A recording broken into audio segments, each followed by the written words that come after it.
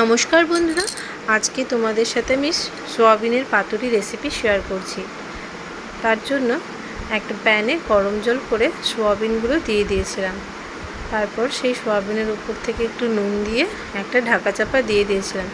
সোয়াবিনগুলো সেদ্ধ হয়ে গেলে একটা ছাঁকনির মধ্যে জলটা ছেঁকে ভালো করে যাতে জলটা ছাঁকা হয়ে যায় তার জন্য আলাদাভাবে সরিয়ে রেখেছিলাম।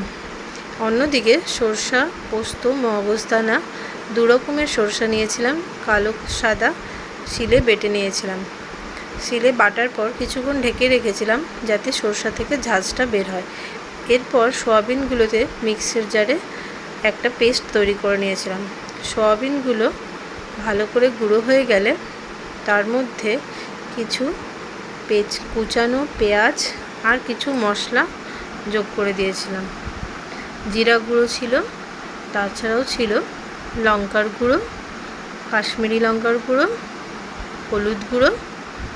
এবারে এগুলো সবগুলোকে একসাথে সোয়াবিনের সাথে ভালো করে মিশিয়ে নিতে হবে। আর দিয়েছিলাম সরষা পোস্ত বাটাটা। এবারে উপর থেকে একটু কাঁচা তেল দিয়ে ভালো করে সব মিশ্রণটিকে সোয়াবিনের সাথে মেখে নিয়েছিলাম। ভালো করে মাখা হয়ে গেলে এবারে কলা পাতার ভেতরে মুড়ে সুতো দিয়ে বেঁধে দিয়েছিলাম। তারপর একটা প্যান গরম করে তার উপরে একটু তেল দিয়ে একটা কলা পাতা বসিয়ে দিয়েছিলাম।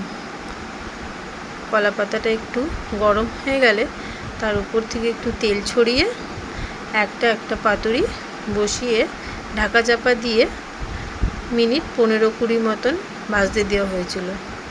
এপিঠ ওপিঠ লাল করে ভাজা হয়ে গেলে ব্যাস আমার কলা পাতার পাতুরি এমনিভাবেই রেডি হয়ে গেল।